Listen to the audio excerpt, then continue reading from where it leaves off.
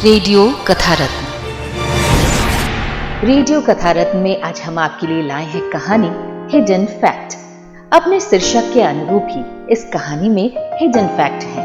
कहानी सुनिए और हिडन फैक्ट का लुत्फ उठाइए। कहानी के लेखक प्रभात रंजन आधुनिक हिंदी साहित्य में एक चर्चित नाम है। प्रभात रंजन जी दिल्ली विश्वविद्यालय में प्रोफेसर हैं। साथ ही कहानी लेखन, अनुवाद, समालोचना जैसे कामों के जरिए हिंदी साहित्य में अपना योगदान दे रहे हैं, जिसके लिए उन्हें कई पुरस्कारों से नवाजा भी गया है। आइए सुनते हैं कहानी हिडन फैक्ट।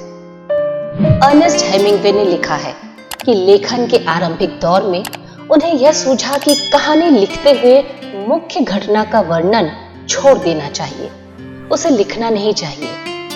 बाद में आलोचकों ने उनकी इस तकनीक को हिडन फैक्ट के नाम से जाना।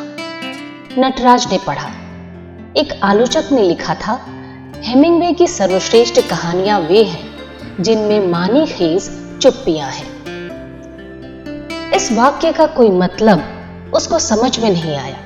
जब पुरानी किताबों की गंध धूल के अदृश्य अंबार के बीच वह थक जाता तो किताबें उलटने पुलटने लगता। इस तरह वह अपने काम की एक रस्ता से मुक्त हो जाता। इस बार काम जरा अलग तरह का था। पत्र पत्रिकाओं में लेखन, प्रकाशन गृहों के लिए प्रूफ पढ़ना, गैर सरकारी संगठनों के लिए अनुवाद रपट लेखन, फिल्म टीवी के पटकथाकारों के लिए होस्ट राइटिंग, तरह तरह के काम वह करता था। लेकिन इस बार काम जरा अलग तरह का था। बरसों पहले वह अपने शहर मुजफ्फरपुर में इंटर का विद्यार्थी था तो राजनीति विज्ञान के प्राध्यापक प्रोफेसर रघुनाथ झा ने उसे एक दिन मृत संजीवनी सुधा के सुरूर में यह बताया था कि कैसे उनको एक बार भारत के गृह मंत्री का भाषण लिखने का मौका मिल गया था। किस्सा यूं हुआ था कि एक बार प्रोफेसर साहब दिल्ली अपने स्थानीय सजातीय सांसद से मिलने गए। सांसद महोदय का सत्ता के गलियारों में बड़ा रसूख था। तत्कालीन गृह मंत्री के वे खासम खास समझे जाते थे। सांसद महोदय विदेश में पढ़कर आए थे और अक्सर गृह मंत्री का भाषण वे स्वयं लिखा करते थे। लेकिन उस दिन गृह मंत्री के यहाँ एक फरमान आया कि उत्तर पूर्व के राजनीतिक हालात पर 2-3 घंटे में भाषण तैयार कर दें। मंत्री महोदय को अचानक रात की फ्लाइट से गुवाहाटी जाना है। वहां किसी सेमिनार का उद्घाटन करना है। पहले प्रधानमंत्री को करना था, लेकिन अंतिम समय में यही तय पाया गया कि गृह मंत्री का जाना ही ठीक रहेगा। सांसद महोदय ने बिना समय गंवाए भाषण लिखने का जिम्मा प्रोफेसर साहब को सौंप दिया। जानते हो, 1 घंटे में मैंने बिना कोई रेफरेंस देखे ही भाषण तैयार कर दिया। मजाल की कोई कॉमा फुल स्टॉप भी काट दे।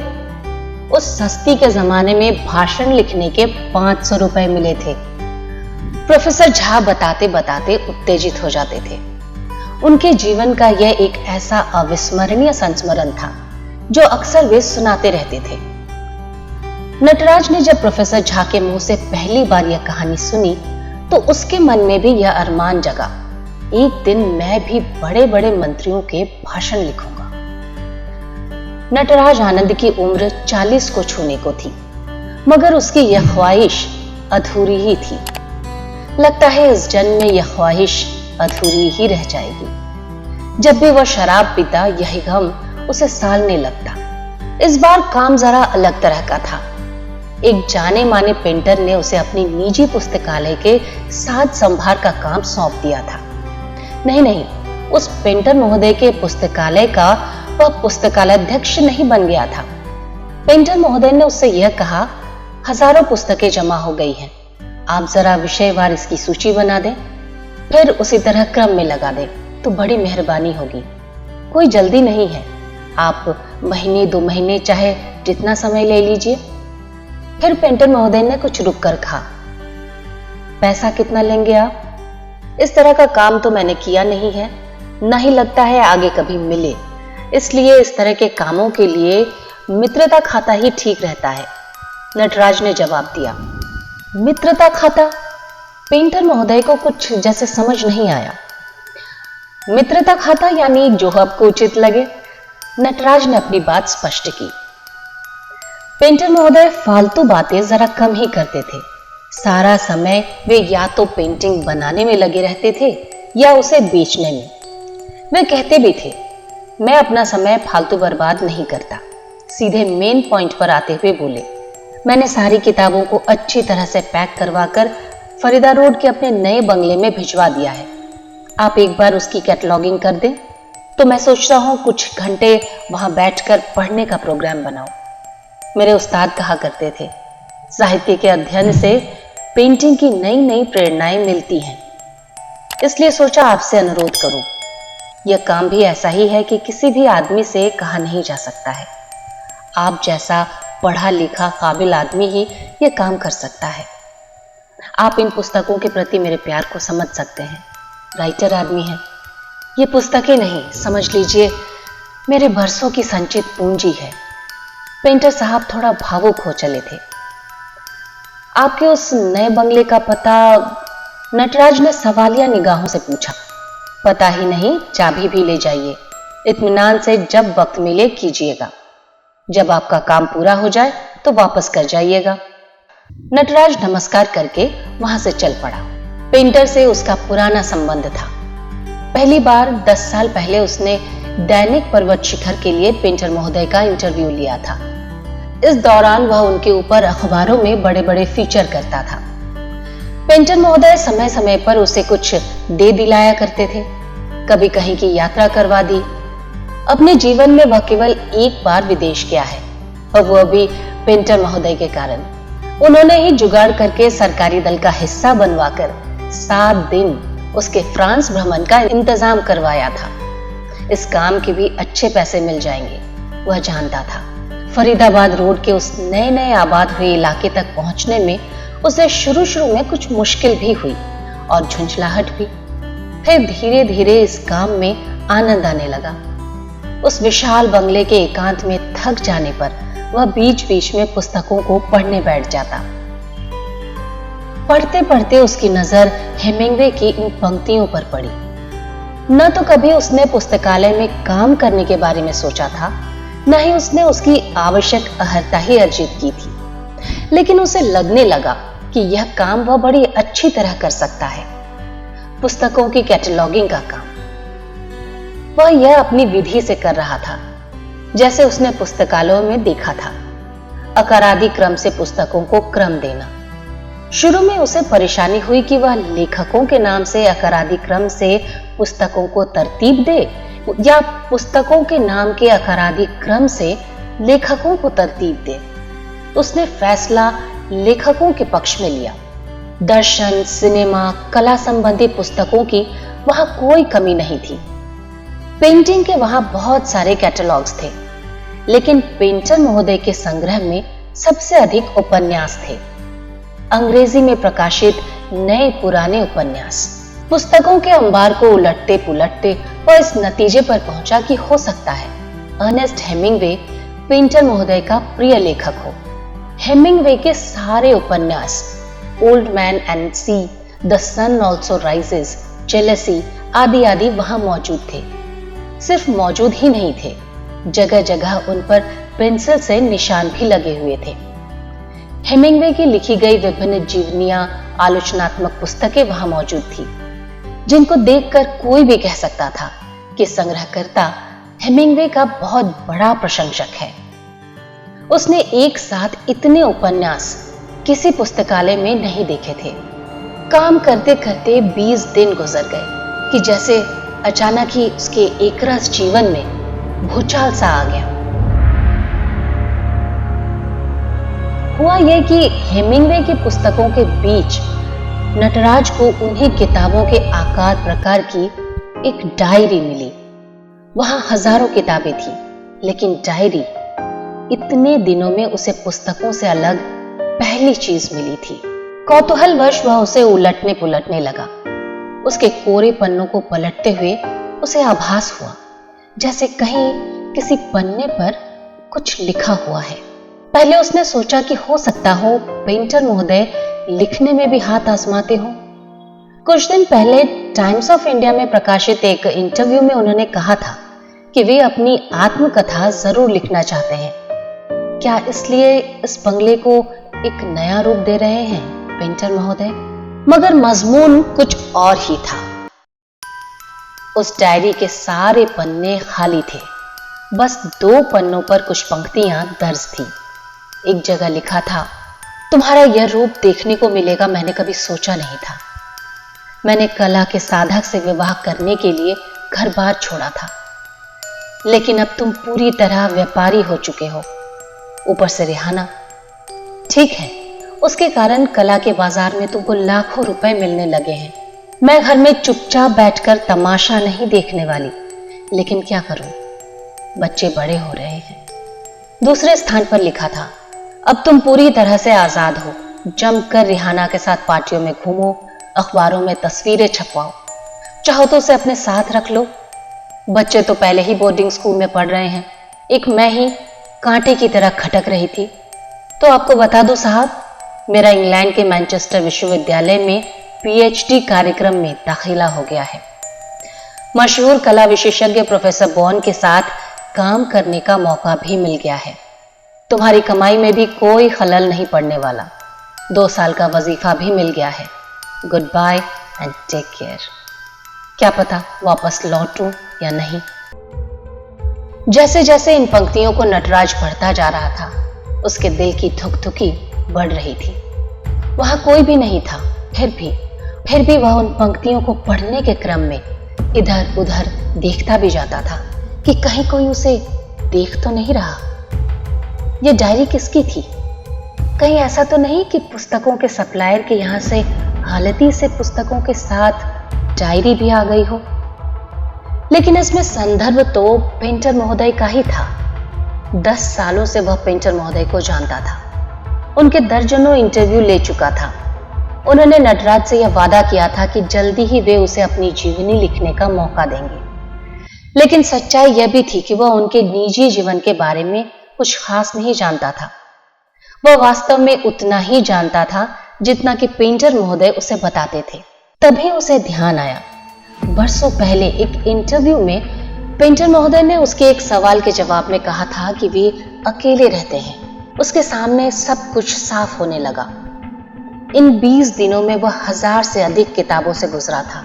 इनमें केवल हेमिंग्वे की किताबों में पढ़ने के निशान लगे थे और इन्हीं पुस्तकों के साथ उसे वह काली डायरी भी मिली।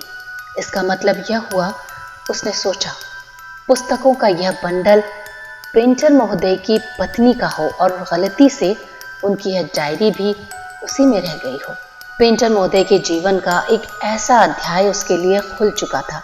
वो इतना बेचैन हो उठा कि कमरे में ही इधर उधर टहलने लगा। अंदर ही अंदर वह इस उधेड़ बुन में था कि अगर यह डायरी वह अभी छिपा कर रख ले और बाद में किसी संग्रहकर्ता को बेच दे या किसी नीलामी करने वाली संस्था को बेच दे, तो पैसों का उसके घर में अंबार लग जाएगा।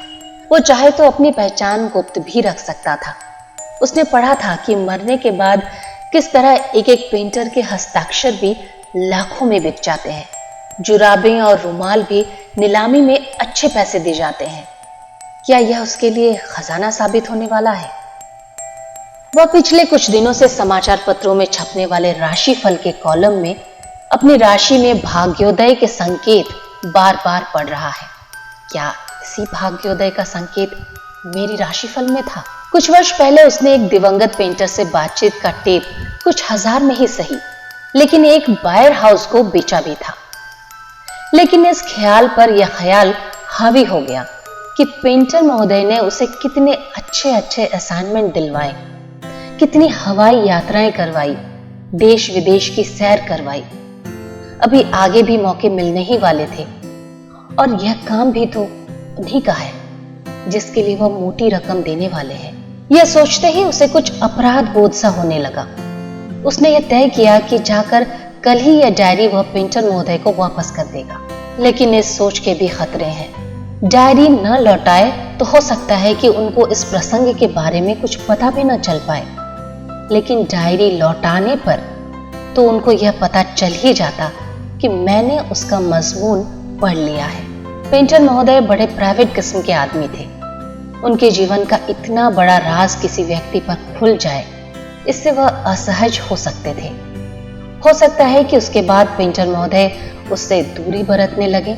वह तय नहीं कर पा रहा था कि आखिर उस डायरी के कारण अपने जीवन में आए तूफान से कैसे मुक्ति पाई जाए। इसके लिए पहला आवश्यक काम यह था कि जल्दी से जल्दी इस काम को निपटाया जाए, इस बंगले से निकला जाए। उसके काम करने की रफ्तार में परिवर्तन आ गया। पहले वो किताबें अधिक पढ़ता, कैटलॉगिंग कम करता। अब वह कुतुब एनक्लेव के उस बंगले में दिन रात कैटलॉगिंग के काम में जुट गया, लेकिन एक कुलबुलाहट सी उसके अंदर बनी रहती। अक्सर उसे काम करते करते घबराहट महसूस होने लगती। एक ऐसा राज था उसके पास जिसे वह किसी को भी बता नहीं सकता था।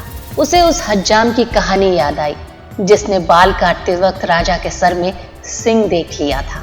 उसकी ऐसी ही हालत हो गई थी, बल्कि और भी बुरी, ऐसी कि किसी को न बताता तो उसकी जान ही चली जाती। वैसे बताने पर भी जान का जाना पक्का था। आखिरकार उसने एक पेड़ को यह कहानी सुनाकर इस बुलबुलाहट से मुक्ति पाई थी। दिन रात वो कैटलॉगिंग के काम में जुट गया। 5000 किताबें थी। कितना भी जल्दी करने पर समय तो लगना ही था।